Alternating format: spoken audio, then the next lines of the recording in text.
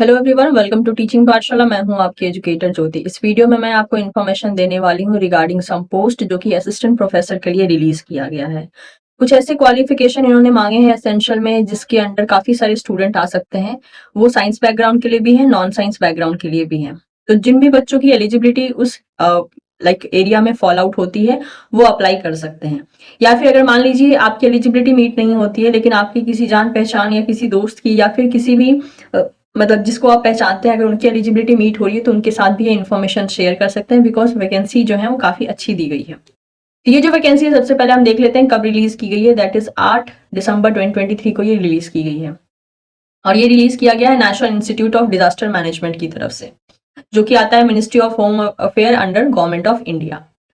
तो चलिए देख लेते हैं यहाँ पे, जैसे कि बोला गया है the national institute of disaster management was constituted under the Act of Parliament with the vision to play the role of premier institute for capacity development in an area of disaster management in India and the region। अब यहाँ पे अगर हम बाकी details को देखना चाहें तो यहाँ और भी बहुत कुछ लिखा गया है, आप इसको गो थ्रू कर सकते हैं। चलिए पहले हम इनके रिक्रूटमेंट के बारे में बात कर लेते हैं जिसके बारे में सारा का सारा नोटिफिकेशन दिया गया है। सो NIDM has entered into a tie-up with Guru Gobind Singh Indraprasth University for conducting the process of recruitment for filling up the post of assistant professor, librarian and research associate on a direct recruitment basis in NIDM। तो यहाँ पे जो है direct recruitment चल रहा है assistant professor के लिए, लाइब्रेरियन के लिए एंड रिसर्च एसोसिएट के लिए। डिपेंडिंग अपॉन योर एलिजिबिलिटी, आप किस कैटेगरी में एलिजिबल हैं, आपका इंटरेस्ट किस कैटेगरी में है, आप जाना चाहते हैं या नहीं जाना चाहते हैं, उसके अकॉर्डिंग जो है आप डिसीजन ले सकते हैं। Accordingly, NIDM invites online application through GGSIP University portal। तो एक्चुअल में आपको जो है अप्लाई करने के लिए गुरु गोविंद सिंह इंद्रप्रस्थ यूनिवर्सिटी का जो है पोर्टल यहाँ पे मेनली प्रोवाइड किया जाएगा। The job responsibility and duty of assistant professor, librarian and research associate in NIDM, उसके बारे में जो है यहाँ पे मेंशन करके रखा कि आपकी ड्यूटीज क्या रहने वाली है। मतलब जैसे कि अगर मैं फॉर एग्जाम्पल असिस्टेंट प्रोफेसर का लेती हूँ, वैसे ही आप लाइब्रेरियन की ड्यूटीज पढ़ सकते हैं, रिसर्च एसोसिएट की ड्यूटी पढ़ सकते हैं। जैसे अगर मैं यहाँ पे असिस्टेंट प्रोफेसर की ड्यूटीज के बारे में बात करूँ तो यहाँ बोला है develop course and training modules, compile the reading material, coordinate the training course, call nomination, identify resource person etc for conducting the training programs। Next, conduct evaluation of courses, visit disaster affected area for field assessment, documenting disaster event, take part in training and the other activity of institute। ठीक है, तो ये जैसे कि मैंने अभी आपको बताया कि असिस्टेंट प्रोफेसर का क्या रोल रहने वाला है, मतलब अगर आपको जॉब मिलती है तो आपकी जॉब में जो है आपके क्या रोल रहेंगे। सिमिलर बेसिस पे आप लाइब्रेरियन का रोल देख सकते हैं, रिसर्च एसोसिएट का रोल देख सकते हैं। चलिए बाकी डिटेल देख लेते हैं। वैकेंसी डिटेल के बारे में बात करें तो यहाँ पे जैसे name and the classification of post जो है असिस्टेंट प्रोफेसर दिया गया है, जिसमें कि ओवरऑल टोटल जो आपके पास वैकेंसी है वो है 7, जिसमें कि 3 अनरिजर्व, 2 OBC, 1 SCN, 1 EWS के लिए है। रिसर्च एसोसिएट के लिए जो है टोटल 4 वैकेंसी निकली है, 1 अनरिजर्व, 2 SC, 2 EWS। लाइब्रेरियन के लिए जो है टोटल यहाँ पे जो है 1 वैकेंसी निकली है, दैट इज फॉर अनरिजर्व। ठीक है, तो अकॉर्डिंगली आप यहाँ पे देख सकते हैं। चलिए अब यहाँ पे क्वालिफिकेशन, एज एंड पे बैंड के बारे में बात कर लेते हैं।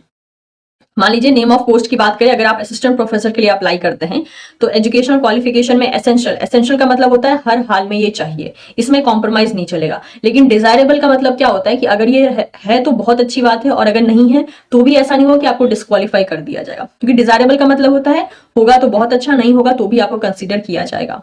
तो एसेंशियल में जैसे कि आप देख सकते हैं master degree with 55% in social science, environmental science, earth science, engineering, disaster management और allied subject with 55% of marks is equivalent in master degree with a consistent good academic record। तो अगर मैं अपने मतलब कि लाइफ साइंस के students के लिए कहूँ तो अगर आप में से कोई भी स्टूडेंट ऐसा है जिन्होंने मास्टर डिग्री इन्वायरमेंटल साइंस में करके रखा है, जो कि यहाँ पर मेंशन है, ठीक है, इन्वायरमेंटल साइंस या अर्थ साइंस में अगर आपने मास्टर डिग्री किया है और आपके 55% मार्क्स है तो आप एलिजिबल है। क्योंकि हमारे चैनल पे ऐसे बहुत से बच्चे हैं जिनका इन्वायरमेंटल साइंस में मास्टर होकर रखा है या अर्थ साइंस में मास्टर होकर रखा है, या फिर अगर आपके कोई जान पहचान वाले भी हैं जिनकी ये डिग्री मीट होती है तो भी उनके साथ आप ये शेयर कर सकते हैं। ऐसे बच्चों को डिजायरेबल में मांगा है कि अगर आपके पास MPhil या PhD है in like particular allied discipline तो बहुत अच्छी बात है। यहाँ पे contribution to the innovation educational design of the new curricula और courses developing training module and technology mediated teaching learning process. ठीक है, तो अगर डिजायरेबल में ये आपके पास है तो अच्छी बात है, नहीं है तो भी कोई इशू नहीं है। एज की बात करें तो 35 years on 1 July of the year in which the advertisement is issued. तो आपका जो मैक्सिमम एज लिमिट है वो 35 होना चाहिए, उससे ज्यादा नहीं। रिलैक्सेबल होगा according to the government rule. Pay band की बात कर लेते हैं तो पे बैंड जो है यहाँ पर पे बैंड 3 होने वाली है, दैट इज पेमेंट जो है 15,600 से लेके 39,100 प्लस ग्रेड पे ऑफ ₹5,400 जो है आपको यहाँ पे दिया जा सकता है। ओके, रिसर्च एसोसिएट के बारे में हम बात कर लेते हैं। अब रिसर्च एसोसिएट में क्या है कि मे बी यहाँ पे जो है आपको डिग्री थोड़ी सी मतलब हायर लगेगी compare to the assistant professor. Assistant professor के अंडर में जो है काफी ऐसे बच्चे हो सकते हैं जो कि एलिजिबल हो जाए। रिसर्च एसोसिएट में आपको डिग्री थोड़ी हाई चली जाती है, जैसे कि इसमें आपको एसेंशियल में चाहिए master degree in economics, physiology, psychology, sociology, mathematics, political science, public administration, law, bio informatics के बच्चे यहाँ पे एलिजिबल हैं। IT, earth science, environmental science के भी बच्चे जो है रिसर्च एसोसिएट के लिए एलिजिबल हैं। Urban planning and land use relevant field with the at least of 55% marks और इक्विवेलेंट ग्रेडिंग, और साथ ही साथ यहाँ पे 2 ईयर का research experience in a relevant field. ठीक है, तो आपके असिस्टेंट प्रोफेसर के लिए तो कोई रिसर्च एक्सपीरियंस नहीं चाहिए, लेकिन रिसर्च एसोसिएट के लिए यहाँ पे रिसर्च एक्सपीरियंस जो है मैंडेटरी सेक्शन में डाल दिया गया है। साथ ही साथ डिजायरेबल में आपका PhD MPhil in the relevant discipline हो तो बहुत अच्छी बात है। एज लिमिट की बात करें तो 30 years for SC ST and 35 years and for OBC 33 years. Okay, तो 30 ईयर जो है आपका SC ST के लिए, 35 ईयर्स एंड ओबीसी के लिए जो है 33 ईयर्स यहाँ पे देखा जा सकता है। रिलैक्सेबल होगा according to the government rule, जो कि यहाँ पे अप्लाई किया जा सकता है। पे बैंड जो है यहाँ पे 9,300 से लेकर 34,800 प्लस ग्रेड पे स्केल जो है 4,200 यहाँ देखा जा सकता है। नेक्स्ट बात कर लेते हैं लाइब्रेरियन के लिए भी आप यहाँ देख सकते हैं, जैसे कि यहाँ पे चाहिए bachelor degree in library science from a recognised university और इंस्टीट्यूट। इसके अलावा proficiency in computer application in library functioning and minimum 2 year experience in the library operation. तो ये सारे डिजायरेबल हैं कि भाई आपको बैचलर डिग्री चाहिए लाइब्रेरी साइंस में एक रिकॉग्नाइज्ड यूनिवर्सिटी या इंस्टीट्यूट के द्वारा, कंप्यूटर एप्लीकेशन एंड लाइब्रेरी कैसे फंक्शन करती है इसके बारे में आपको आइडिया होना चाहिए, आपके पास एक्सपीरियंस होना चाहिए, और मिनिमम 2 साल का एक्सपीरियंस चाहिए लाइब्रेरी ऑपरेशन में। यहाँ पे डिजायरेबल के लिए कुछ नहीं बोला है, 30 बाकी ईयर्स बाकी आप देख सकते हैं। एलिजिबिलिटी क्राइटेरिया बिल्कुल वैसे ही है जिससे अभी हमने रिसर्च एसोसिएट के केस में बात की थी। पे बैंड यहाँ पे 9,300 से लेके 34,800 प्लस ग्रेड पे जो है 4,600 तक हो सकता है। ओके, बाकी आप यहाँ पे देख सकते हैं द नंबर ऑफ वैकेंसी में change without any notice. Number of vacancy में चेंज आ सकता है, घट सकता है, बढ़ सकता है बिना किसी नोटिस के। The crucial date for deciding the age limit shall be 1 July of the year of advertisement. Reservation of the post of assistant professor, librarian and research associates are as per the extant policy of government of India। यहाँ पे application के बारे में बता के रखा है।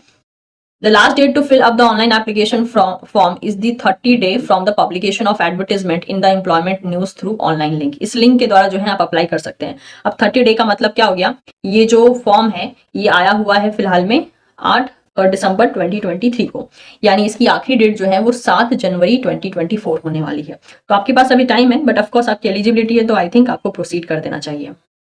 बाकी डिटेल जैसे कि यहाँ पे देख सकते हैं आप, separate application along with the separate fee should be paid in online mode if application for more than 1 post। तो यानी एक स्टूडेंट जो है more than 1 पोस्ट के लिए अप्लाई कर सकता है। एप्लीकेशन जो है ऑब्वियसली किसी भी तरीके का फिजिकल एप्लीकेशन एक्सेप्ट नहीं किया जाएगा, आपको ऑनलाइन मोड में ही एप्लीकेशन फॉर्म सबमिट करना है। एप्लीकेशन फी की बात करते हैं तो यहाँ पे जो है एप्लीकेशन फी जो है आपका 1,000 रुपीज लगेगा for unreserve and OBC candidate and 500 for SC ST EWS candidate which will be paid by the candidate at the time of submission of online application. Mode of recruitment की बात कर लेते हैं तो short listed applicant shall be called for written test और personal interaction. In case of small number of application, written examination will be held at a various center in Delhi only. In case of large number of application, written exam will be held at a various center in India. तो ये इनका जो mode of recruitment है उसके basis पे जो है ये रिटन टेस्ट लेंगे या फिर पर्सनल इंटरेक्शन भी हो सकता है। अगर नंबर ऑफ स्टूडेंट कम है तो उस केस में जो है आपको देखने को मिलेगा कि ये जो है रिटन टेस्ट कंडक्ट करवा सकते हैं, लेकिन सिर्फ और सिर्फ दिल्ली के सेंटर में, क्योंकि ये जिस इंस्टीट्यूट की हम बात करें वो दिल्ली में सिचुएटेड है, तो सिर्फ दिल्ली में इसका एग्जाम होगा। और अगर नंबर ऑफ एप्लीकेशन जो है ज्यादा आते हैं तो ये वेरियस सिटी में ये एग्जाम कंडक्ट करवाया जा सकता है। इंस्ट्रक्शन यहाँ पे आप जनरल गाइडलाइन जो है यहाँ पे गो थ्रू कर सकते हैं, और बाकी सारी डिटेल के लिए मान लीजिए आपके पास कोई इशू होता है तो आप इस मेल आईडी पे मेल कर सकते हैं। ठीक है, applicant must carefully read the attach general instruction and guidelines. तो जनरल इंस्ट्रक्शन गाइडलाइन जो इनकी वेबसाइट पे अवेलेबल है आपको उसे गो थ्रू कर लेना है। जनरल इंस्ट्रक्शन और गाइडलाइंस यहाँ पे जैसे कि मेंशन है ये आप गो थ्रू एक बार कर लीजिएगा। मैं इसका लिंक जो है मैं आपको डिस्क्रिप्शन बॉक्स में दे दूंगी। और अगर हम बात करते हैं कि रिटन टेस्ट या फिर रिटन टेस्ट के लिए जो भी इनके पास सिलेबस वगैरह है तो उसके बारे में इन्होंने कुछ मेंशन नहीं करके रखा है। तो आप इनका जो अप्लाई करने वाला जो एप्लीकेशन पोर्टल है, अगर वहां पे आपको मिल जाता है तो अच्छी बात है, नहीं मिलता है तो आप इनके मेल आईडी पे ये क्वेरी लगा सकते हैं कि जो अगर रिटन टेस्ट होता है तो उससे रिलेटेड सिलेबस जो है आपको कहाँ पे मिल सकते हैं।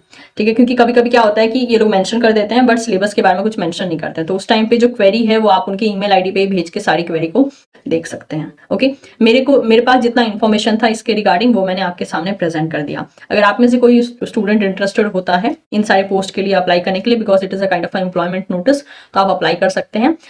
NIDM is situated in Delhi. Okay, तो आपकी जॉब भी जो है उसी लोकेशन के बेस्ड पे होगी। तो मैं उम्मीद करती हूँ ये जो भी इन्फॉर्मेशन मैंने आपको दिया है ये आपके लिए यूजफुल रहा होगा। इन्फॉर्मेशन पसंद आई हो तो वीडियो को लाइक कर सकते हैं, इसे जरूरतमंद दोस्तों के साथ शेयर कर सकते हैं। Don't forget to subscribe teaching Pathshala. Thank you so much everyone, will see you soon in the next session.